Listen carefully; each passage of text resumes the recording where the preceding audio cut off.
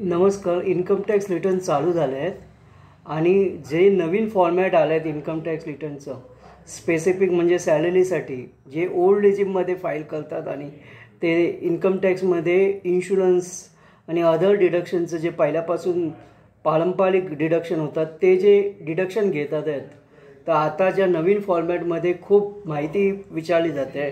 जसं ATCमध्ये insurance, PF, home लोनचं प्रिन्सिपल अमाऊंट ह्याचं जे डिडक्शन येतं तर त्याचं डॉक्युमेंट्स नंबर द्यावे लागणार. म्हणजे होम लोनचा होम लोन अकाउंट नंबर, इन्शुरन्सचा insurance policy number, PF number किंवा सॅलरी एम्प्लॉई कोड ह्या सगळ्या डिटेल्स द्याव्या लागणार. त्यामुळे ह्यावेळी प्रत्येकाने डिडक्शन घेताना तुमचे त्या सर्व गोष्टी तयार ठेवा.